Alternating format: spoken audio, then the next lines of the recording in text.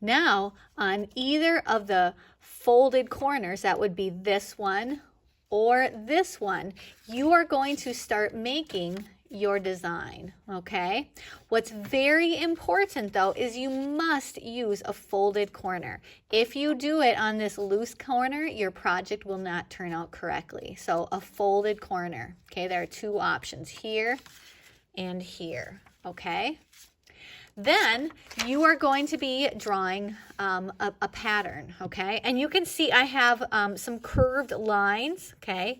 And in between those lines, I have patterns, okay?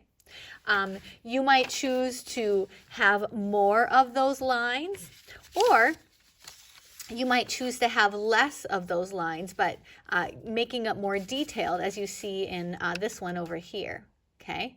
But whatever one you choose, you must have at least 5 of these dividing lines and patterns. So 1, 2, 3, 4, 5 dividing lines, and you can see I have 1, 2, 3, 4, 5 patterns, okay?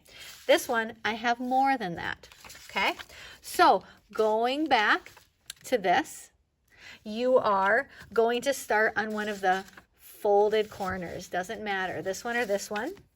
And you will draw your first curved line reaching across and then make your pattern, okay? Maybe I'm simply going to have some dashed lines, okay, since it's a small space.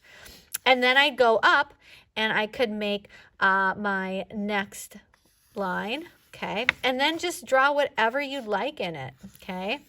If that's going to be my design, I have to repeat it again and again. And I have to be able to squeeze my other one in here, so make sure to get it in there, and I have enough room where I can do a bit more, okay?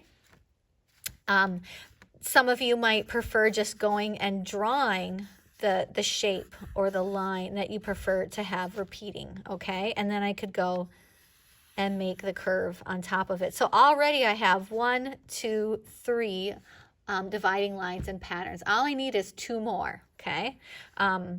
Granted, I'm going to want to make this really cool, so I'll keep going from there. I even have some space right here. I could do some more with that, okay?